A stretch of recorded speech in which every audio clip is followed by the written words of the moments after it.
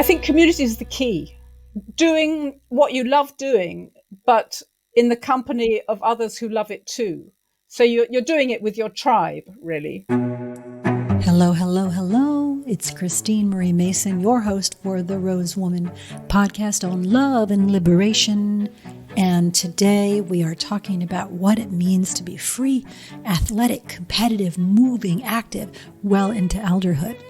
It's Summer Olympics in Paris right now, and I can remember being a child and being completely glued to the television, watching Nadia Comaneci do her gymnastics. And my feeling in the clips of Simone Biles is almost exactly the same, that same degree of wonder and amazement at what is possible in the human form. All of these athletes, track and field, I mean, you name it, they are stunning in what they are showing us. And the joy of being in a fully expressed body at every age is real.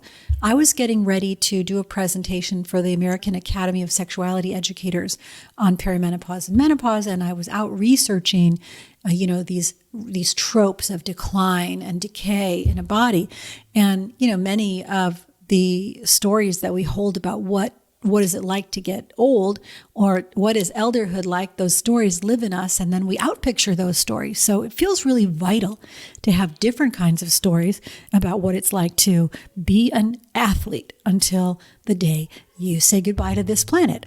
And so when I was looking for images to support that, I came across the work of a British photographer named Alex Rotas, and she is my guest today.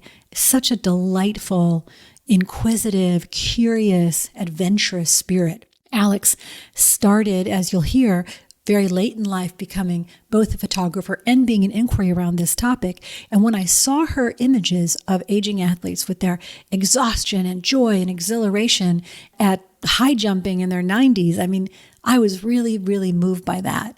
It then caused me to reflect on people that I know in my own life, like Colin Cook, who is over 60 and he holds the world record in rowing for his age group, or my friend Kevin Stone, who you'll hear from at the end of this episode. Dr. Kevin Stone, top orthopedic surgeon, works with people who are runners and skiers and ballet dancers to keep them active and fit and doing the thing they love after injury well into their elderhood. And Kevin himself is also an amazing athlete, a kite surfer, and just all kinds of things. So today's episode is a little bit of a twofer. We're going to hear from Alex, and then after her amazing story, which, by the way, she ended up making a movie, and so we're going to have a community screening, a shared screening, make your own popcorn and come and see this film online with us. Not currently available in the United States in distribution, so kind of exciting opportunity to go ahead and see the film. And then we're going to hear from Kevin on what he's learned in working with athletes for so many years about the best way to stay active, agile, and fit your whole life. Before we get into the actual interview, I think I'll try to offer you a little bit of inspiration from the author Kate Langdon in her book Famous.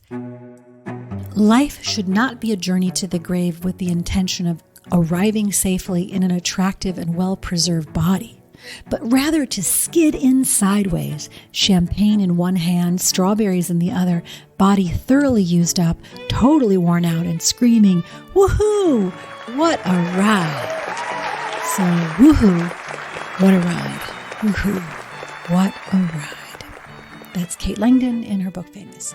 All right, without further ado, let me introduce you to photographer, adventurer, inspirer, Alex Rotas. Where were you as you came into an awareness around this dearth of imagery of elder athletes? I was heading for my 60th birthday, and I was an academic working in the field of visual culture. And a junior academic, I have to say, because I came to that late in life too. I've done everything late.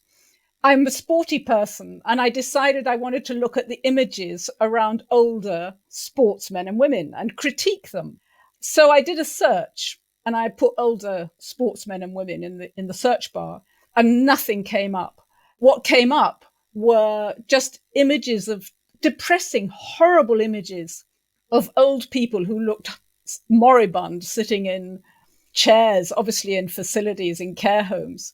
And the word sportsman and sportswomen had been erased by that word old. I was absolutely aghast because I knew that that was part of the story. There are challenges for when you get older, but it's only a small part. And I was still playing competitive tennis with older people. I had friends who were swimming and in track and field. And I was like, well, where are all the images? And they just weren't there. And that's what I thought, because I love new projects. I love being a beginner. So I thought, well, nobody's doing that. Why don't I do it? There were a few reasons why I shouldn't do it, such as I didn't have a camera and I didn't know anything about photography. Oh, no. Yeah. Wow. So wait, let me just like put a little capstone on this. So in addition to being a late in life learner and sort of developing your field specialty in your late 50s and early 60s, on top of that, you learned photography? Yeah, I did. Well, I switched. I decided I was going to photograph older sportsmen and women. So that would give me the opportunity to learn about photography, and it would give me the opportunity to learn about different sports communities, because I knew about the tennis one. And I was excited. I just love being at the bottom of a steep learning curve. It's the potential you see ahead of you and the stuff you think, well, I'm going to know about this. So, yeah, I just kind of jumped in, really. And thank heavens I knew nothing about the difficulties that lay ahead, because I would have been daunted and never started, I guess. What do you mean? What kind of difficulties? Okay, fast forward. When I had started taking photographs and managed to get myself to a big event and get a press pass, I mean, imagine you ask for a press pass and they say, well, who are you? And you're nobody. So I'd jumped that hurdle. I'd got to my first event. I'd taken some photos. I brought them home triumphantly, put them on my laptop. And then I suddenly realized, how was I going to get anyone interested in seeing them? How was I going to get them out to anybody? I mean, I didn't think anything through, thank heavens. True entrepreneur or a creator. One of the two. Learn as you go. Not an entrepreneur, I can tell you. Well, okay, let's go back a little bit. So you were playing tennis. How did you choose your first community of elder athletes? How did you sort of navigate that? Oh, just luck. Somebody told me. So we were in 2010 and I had just turned 60. Somebody told me that there was a big event coming up the following year called the World Masters Games Championships. It was either I think it was the Worlds. Yes, it was. It was the Worlds. And it was in Italy.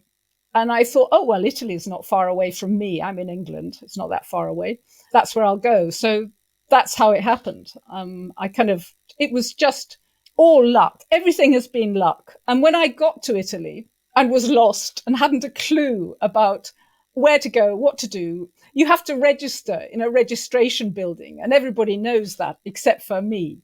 So I was lost at a bus stop, panicking, because I had also decided to enter the tennis event. That's how little I knew. I thought, well, I'll play some tennis, take some photos.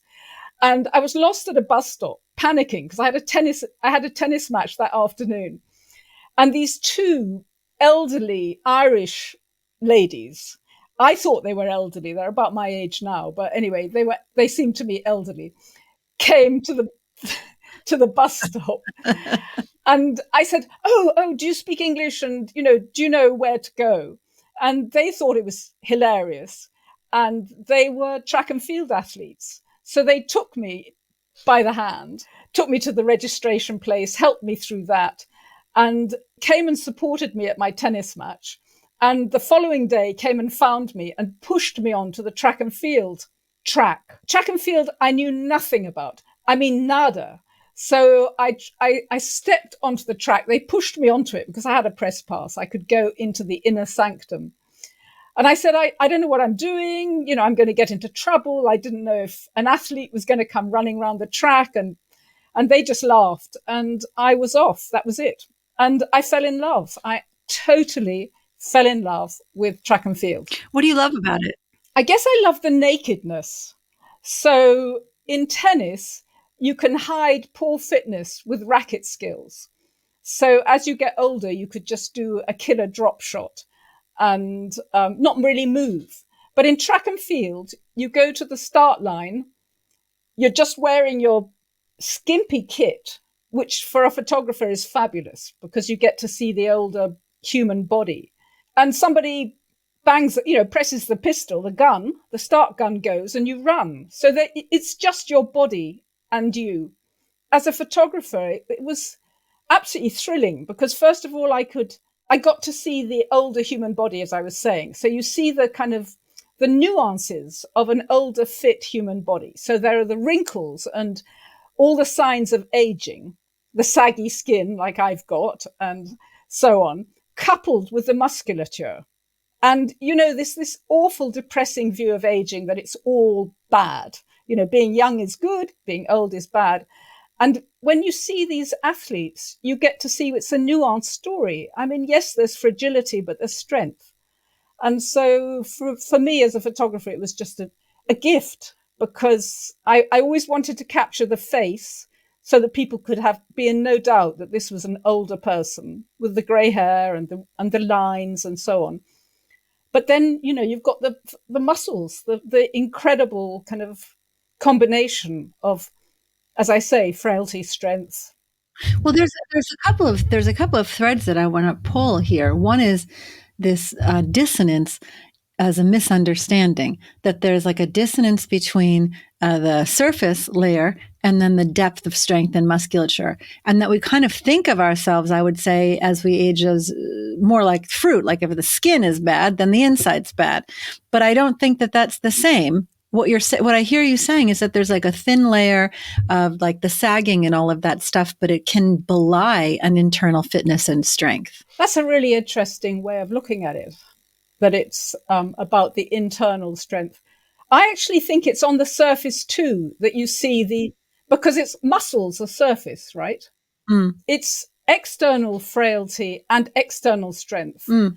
I always wanted, because those first photos that I saw when I did that search, which was so ghastly, the faces had all the lifiness, if I can call it that, drained out. I mean, what I was seeing on the track and field track was lifiness. I mean, the pain, the determination, the focus on that finish line, the face is completely animated. So it's lifey. And then as they pass the finish line, the joy. So, I mean, it's the exuberance. And these are qualities that are not associated with aging traditionally, especially later aging. I mean, I was 60. So at that stage, I thought, well, older athletes are in their 60s, 70s, 80s and beyond. But now I'm in my mid 70s. I think people in their 60s are kids, basically. Yeah, I love how our frames change, Oh, don't they ever? I was saying that last night. I had a friend who came over and it was his birthday. He turned 62. They canceled the party somewhere else. So at the last minute, they had the party at my house, which means that it's all of us who are in our late 50s, early 60s. One woman had just turned 70.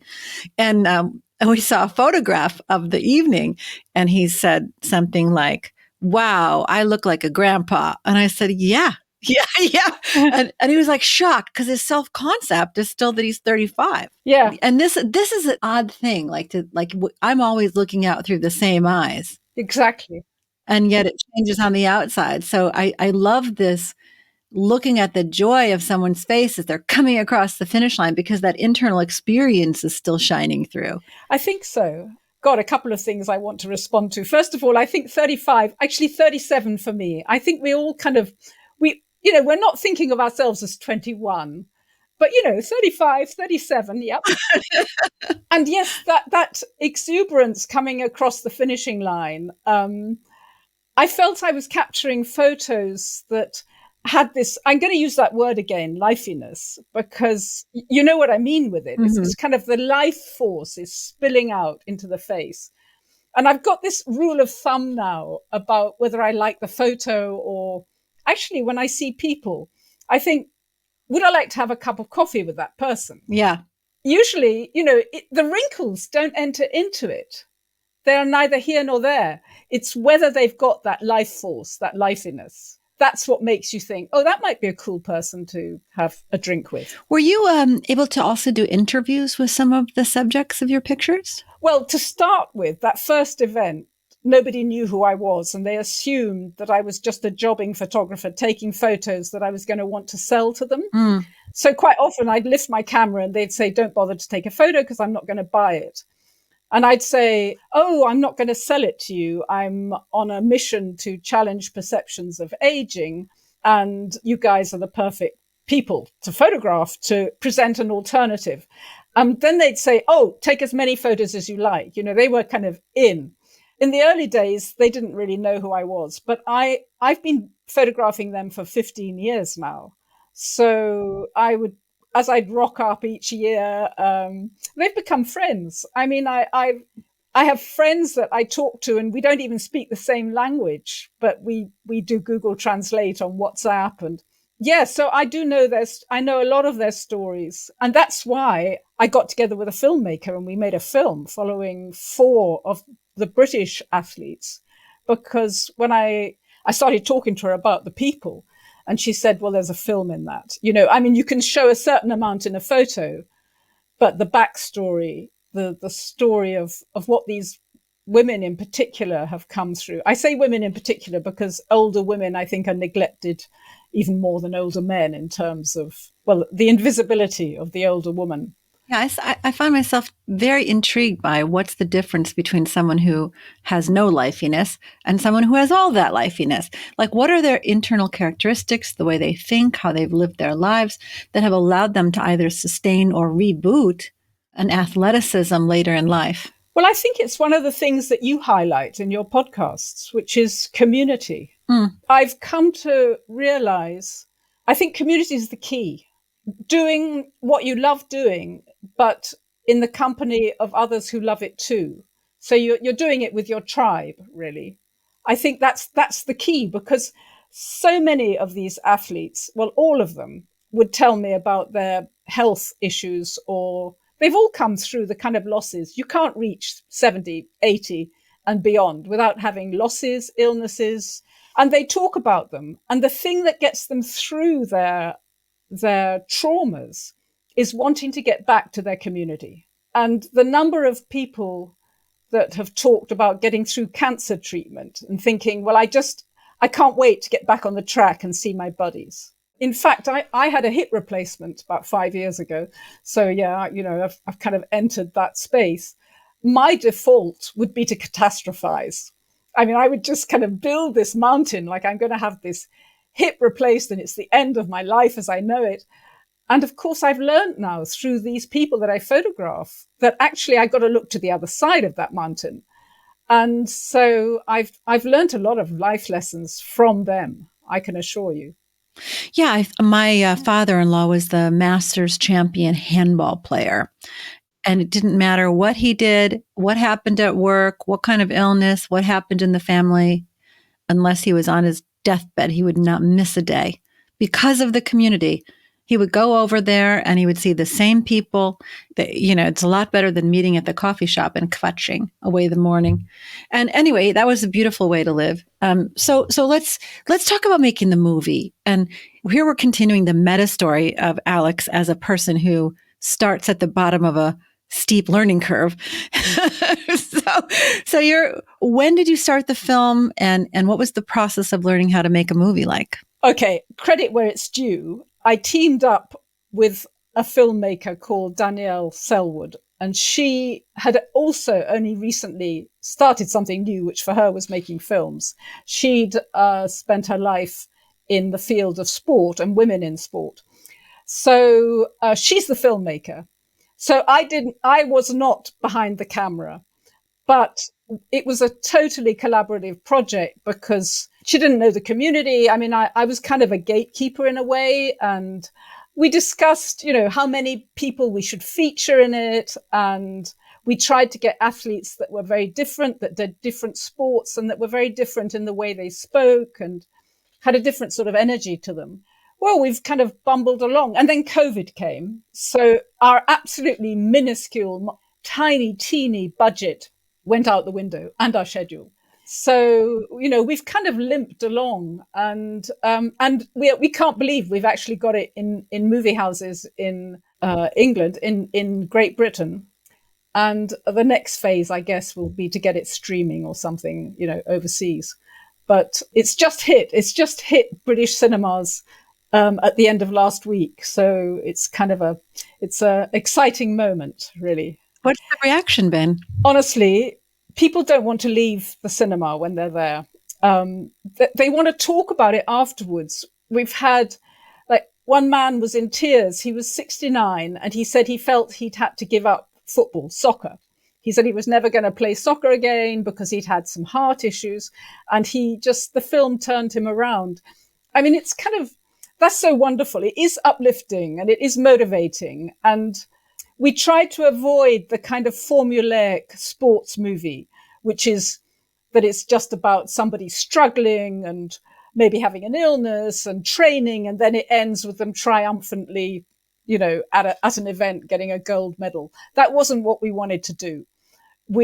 Of course, there were triumphs and there were downs, but we wanted to, I suppose, explore and reveal the ordinariness of these remarkable women. They're both extraordinary and ordinary at the same time. And hopefully that's what we've done. And that's making people, I think, helps people to relate. Like I'm surprised, because this topic is so vast with the aging of the population and the desire to be healthy, that vitamin companies and the health institutes and all of these, that they haven't been jumping all over you for sponsorships, and, that the film itself would be received so well commercially because of this need in the culture. Trust me, they have not been jumping all over me. And I think they're missing a trick. But I also think that the need to create fear is bigger than the need to create a feel-good, positive story. So as long as we can keep women in particular being afraid of getting older, being afraid of wrinkles, people are going to keep buying products. I mean, that's my only explanation, because otherwise you're completely right. I mean, it's such a hot topic. It's a sexy topic, longevity. And the line is always, oh, everyone's living longer, but what a burden they're going to be on all the younger people.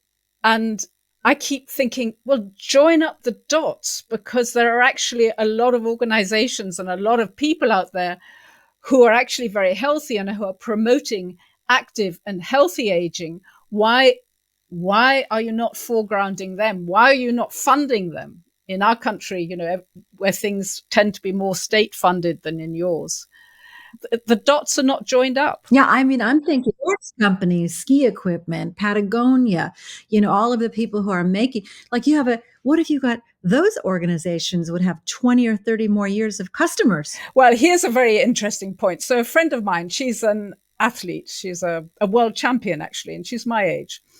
So she's 76, and she's a world champion duathlete. And she's absolutely beautiful. I mean, she's gorgeous. And she has been writing to a British sports manufacturer to try to encourage them to maybe occasionally use a model who's got grey hair. And it seems like every body shape now is okay. So they will use models of every single body shape, obviously every ethnicity. Diversity is fine as long as it's not about aging, but they won't put an older model there. And I don't know whether, because of all the negativity that's associated with aging, it's because they're frightened that if they put an older model out in their catalogs, they're going to turn off all the younger, all their younger customers. But you're absolutely right. I mean, the silver dollar, the only people who've got any money actually in our country are older people. Completely. And then I love the other piece we were talking about was the ordinariness of being active and athletic. And I was thinking about this phrase, old man strong, where there's a particular kind of strength that comes from a lifetime of maneuvering in the body, where it's like a set pathway in the system, versus kind of the young is forcing it, and the old sort of has all of these embedded graces and know-how that is unique to older men. And I think for older women as well, it must be that way. Well, okay, I'm going to play devil's advocate. Not always. Okay. Because sometimes there are people like me who love being a beginner.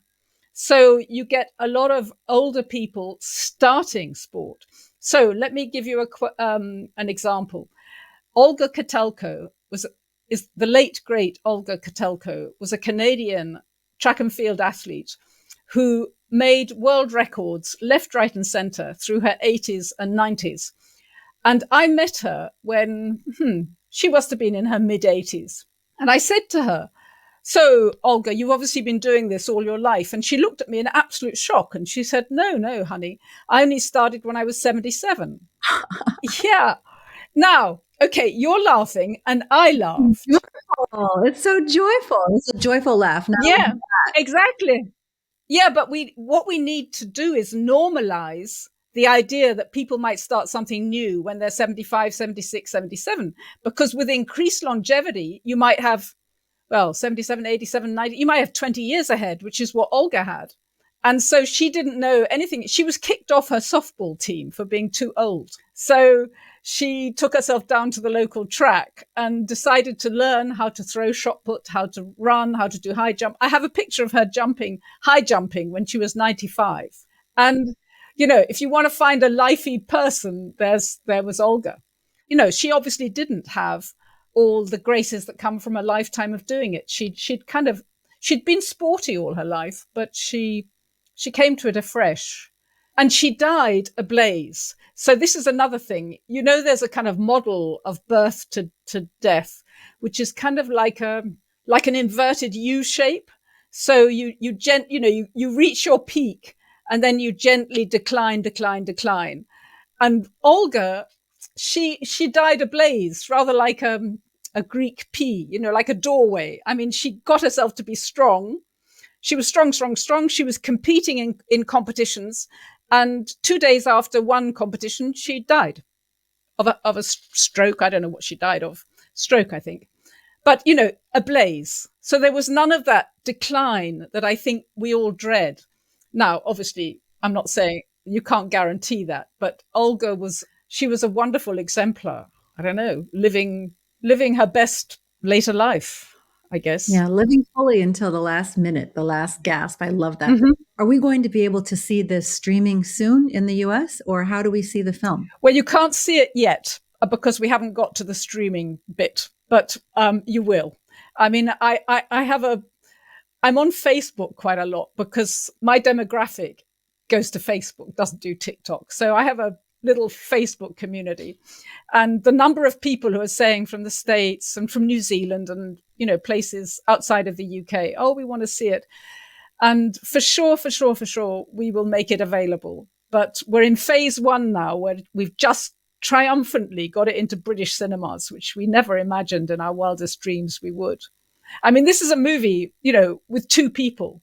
I mean, basically Danielle, and then me as her collaborator. When you go to see a movie and at the end they have all the credits and they go on for ages. You sit there and there's credit after credit after credit. Oh, ours are just, 2, 3, that it's boom, done. Well, congratulations on the film. And thank you for opening this dialogue about what it means to change the perception of being an active and happy and content person your whole life long. And also for the encouragement to start something new at any age. Just follow your joy. Thank you so much, Christine. It's been such a pleasure talking to you. Well, I'm so excited to introduce you to my longtime collaborator, friend, and world-famous orthopedic surgeon, not to mention athlete himself, Dr. Kevin Stone. Hi, Kevin. Good morning.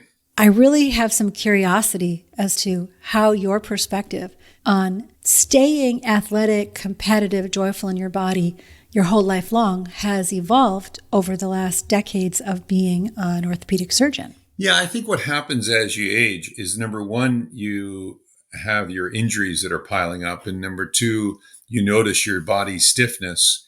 And number 3, you realize that so much joy in life comes from being athletic and even being competitive, either with others or with yourself. And so every day that you miss being able to go out and do something that feels great physically, is a day that's lost. And so as we get a little more perspective on life and we make our priorities a little clearer, the joy of sweat, of feeling your body feel healthy, of diminishing the stiffness, of increasing the mobility, of just being outdoors becomes so much more valuable. Yeah, for sure. I mean, you get out in the ocean a lot.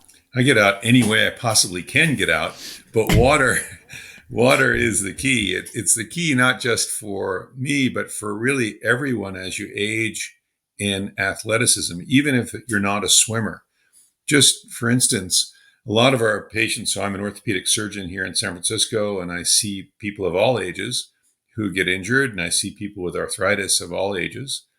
And the best rehab and sport tool that we have is water. So if somebody has access to a pool, or if somebody has access to the ocean or a lake, even if they're not a swimmer, just getting them in the water. And one of our favorite simple exercises is to walk side to side in a pool at chest deep water. It's a great cardiovascular workout. And if you do that for 20 laps side to side and try to do it every day a little quicker, you've all of a sudden set up a competitive event for you where there's almost no body injury at all. Your body feels so much better. You feel looser. You have the resistance of the water to be your exercise tool. And just about everybody comes out of the pool with a smile. I love that idea. It sounds simple. I like to do it in the ocean. I love it in the ocean. If you have access, go for it. So you said something about injuries and stiffness, and I want to ask you, do you think it's inevitable as you age to have stiffness? It is. Collagen, the protein that we're all made up of, as you age, the cross-links in the collagen change a little bit, which decreases the elasticity of the collagen itself. And so one of the things we teach is to always, warm up in the morning before you exercise, cool down after exercise. But the warming up, the hot tub, the hot shower, the hot bath, the just gentle exercise before you get into your sport or activity warms the body temperature, increases the elasticity of the collagen, meaning all your joints and tendons and ligaments. And so you kind of combat that natural aging process by warming the tissues. Oh, that's a great tip. Are there things you can do nutritionally or with peptides or anything else? When we look at all the supplements and we look at them all the time, the only one that has really solid enough data is to use glucosamine. Glucosamine is a natural anti-inflammatory. It's part of all the tissues. And the number one symptom that my patients say is their joints feel less stiff. And if you ask any veterinarian or any dog or horse owner, once their animal got a little bit older and they started giving them glucosamine, they all, started limping less. And that's how we learned about it in the mid-1990s. And the horse or the dog doesn't know from a placebo. So we know over the years that glucosamine is probably the one go-to for decreasing stiffness. And almost all of my patients who do get on glucosamine can notice one other attribute, and that is that their fingernails are harder. And so women, especially who pay attention to their fingernails, notice the effect of glucosamine, which just tells you there is a systemic effect from taking a simple pill of glucosamine each day. I love that. What about nutrition for anti-inflammation? Is that documented and supported? So it's a big, complicated field. And when we look at all the science that we do, and by the way, we have a public nonprofit research foundation where we focus on regrowing people's tissues, trying to treat sports injuries and accelerate healing, and treat, prevent, and cure arthritis. So we spend a lot of time, it's called Stone Research and stoneresearch.org here in San Francisco. We spend a lot of time looking at the science around how can we stimulate tissues. I have to tell you, nutrition is absolutely the worst science of all the sciences we look at. And the reason is that everybody varies in what they eat a bit, even if they say they're on one diet or another. And everyone's body seems to respond quite differently than another person. And does that have to do with a massive microbiome in the gut? Or does that have to do with the fact that we've got no good way to measure your food intake or the effects on your body in an objective way? Or what does that have to do with? And so when we talk about anti-inflammatory diets or any other diet, I have to tell you, we're talking about it with terrible data. So It's kind of what works for you, and you experiment on which diets, which food combinations work for you. We're huge fans of you optimizing your weight. And the reason is the following. You take 2 to 3 million steps every year in normal walking. And that's up to 5 times your body weight, meaning if you jump off a big step or you land hard with running gait, you're multiplying your body weight 2 to 5 times. So if you lose 10 pounds, that's up to 50 pounds, 2 to 3 million times per year on your joints. And so we're big fans of helping people optimize their body weight for their own shape and fitness. That makes the biggest difference more than any specific nutrition. Yeah, my daughter lost like 35 or 40 pounds this year. And she was already conditioning, like doing Peloton every day, 200 days in a row. But the ability to hold out for long runs and things like that utterly changed. It's been amazing to watch. Well, you are doing some really amazing research in arthritis. And how prevalent is arthritis anyway? It's massively prevalent. So 1 in 5 or 50% of everybody over 50, or it depends on which data you want to look at. I look at lots of athletes. And so people who injure their joints tend to head down that arthritic pathway. So let me explain. As long as you don't have bad genetics, as long as you picked your parents well, you can run forever on your joints unless you have an injury. So once you have an injury, you damage the meniscus cartilage or the ligaments in the joint or the bearing surface of the joint. That sets you down this post-traumatic arthritis pathway that I treat all the time. And so our goal here is that once you injure a meniscus, let's say, or the articular cartilage, how quickly can we put that meniscus back in your knee or repair it or regrow your articular cartilage? So all of the work that we're doing is on rapid repair and replacement of tissues that are critical to your future. So arthritis is a big prevalent problem. Some of it can be treated and prevented very early, and some of it can be treated late by better techniques now that we've never had before. Well, I love to hear that there are more techniques for it. Like you train for skiing, and I was thinking a lot about like some of them are just the lateral injury. It's like jumping side to side. You get injured doing weird stuff as you get older. Like you reach for your suitcase funny and you pull your shoulder. Like strange things like that. So is that because the tissue's weakened, like the joints are weakened in some way, and then I'm doing a strange pull and that's when the injury happens? Or why am I getting injured more often as I age? We don't know that you actually are getting injured more often. You're paying attention to it. Injuries, and especially the sports injuries that I see, and I traveled the U.S. ski team for a dozen years, and I've worked with pro athletes all around the world. And when we query athletes about their injury, almost everybody knows the moment they did something wrong. And so we think, for instance, they knew they were going a little too fast. They knew they shouldn't have leaned over that way. They knew they shouldn't have reached around and pick up the bag that you just mentioned. So that terrible mechanics of rotating your back and lifting your suitcase out of the back seat or your briefcase. So most injuries, in our view, are mental errors, meaning you weren't thinking, you weren't paying attention, you weren't in the moment, you were thinking about your boyfriend or girlfriend, or you were looking at your cell phone, you were just somehow that momentary distraction took you away from your focus and you made a move you wish you didn't do. And those are the injuries we see so commonly. And in fact, in my older athletes who are really athletes and competitive, they're much more thoughtful about how they use their body than some of my wild younger athletes who just don't even think about it all the time and just go. So if you want to diminish your injuries, the best thing you can do is work on your mind. Be present, be thoughtful, and just try to be in the moment and you'll be less injured. That should be a postcard. Most injuries are mental errors. Actually, I think most injuries, can we just go off of like, it doesn't even matter whether they're physical. Most painful experiences in one's life, injury or not, are mental errors. So isn't that? Like the way you think about something or, you take offense at something. You said, and this is one of the reasons I wanted to speak with you today, is you do speak to a lot of athletes. And I have a couple of questions because you have this unique glimpse into the way athletes think.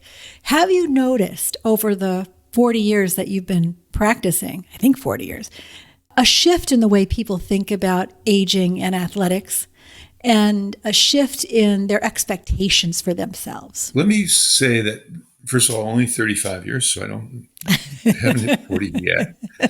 But okay, can I include your residency or something? I don't know. There you go. Okay. One of the things I noticed the most and have noticed the most over the last 20 years is that my best endurance athletes are almost always women. And they're almost always started their endurance athlete career after the age of 30 or 35. So again, it comes back to the mental presence. I think women adopt a desire to become much more athletic and a mental attitude that permits them to do enormously difficult multi-hour events with an approach that doesn't lead to injury so much.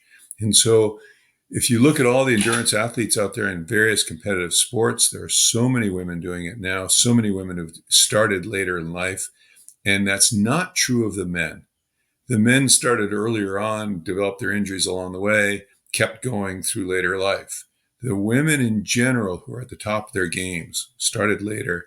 And again, I think it's very much due to a mental attitude that they developed early in their lives, but then came into in their mid-career, midlife stage and saw athleticism. So they had the ability to bring that approach to really very, very difficult sports. Do you think that's related to the masculine being more about competing and winning, and possibly the feminine being more about process and sticking with something than necessarily winning? I wouldn't go there because I have so many super competitive women athletes who just want to win.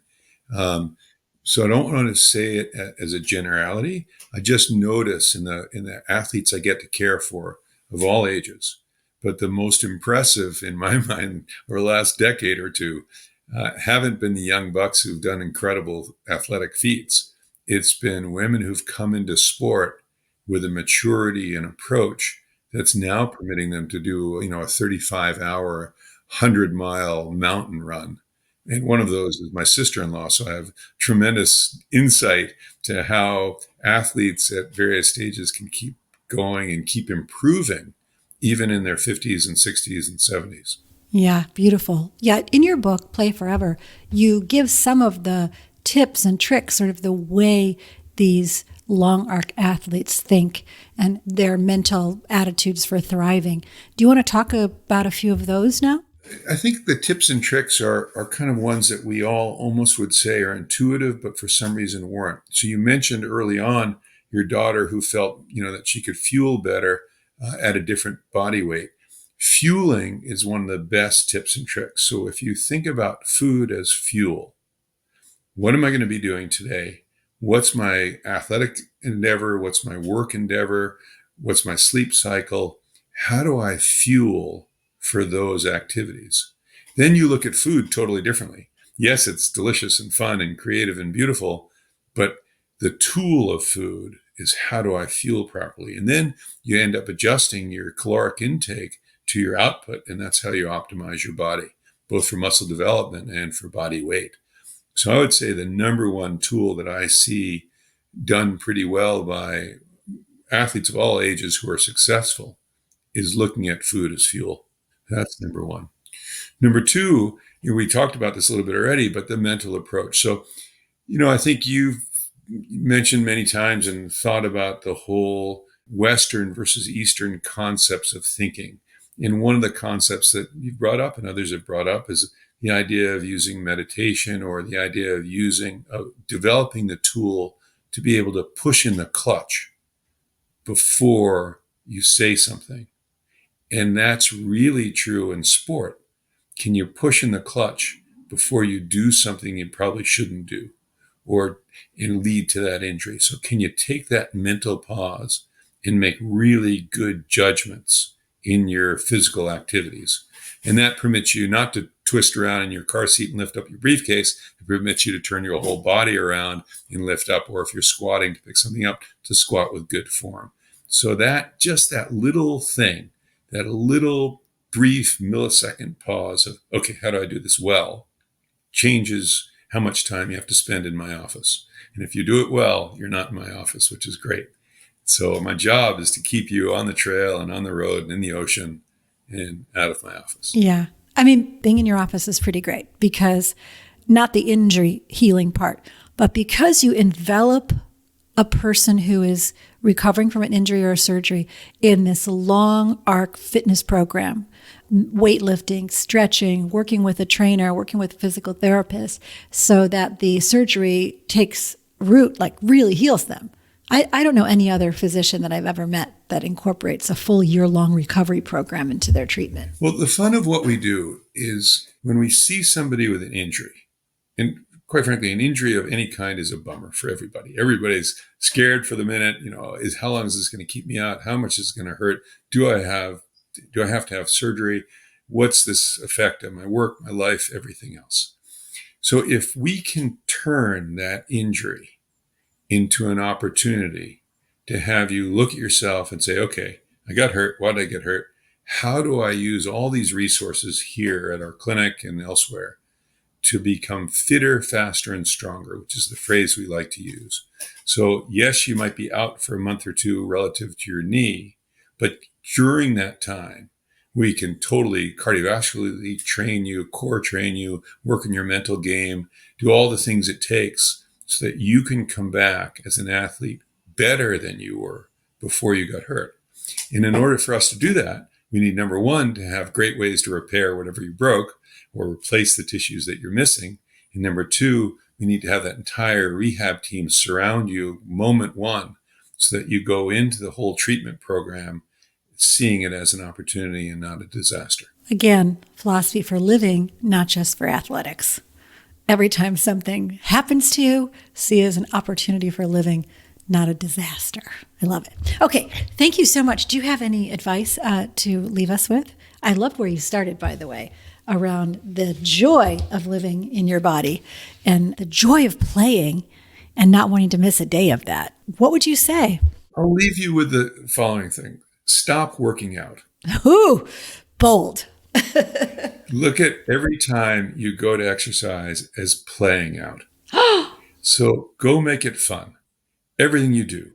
If you're going to the gym, turn it into a game, turn it into fun, turn it into go with somebody else, find a competitor, find a friend, turn the weight into your buddy. Just imagine something and just always put on your gym trunks, whatever you like to put on, and say, I'm going to go play.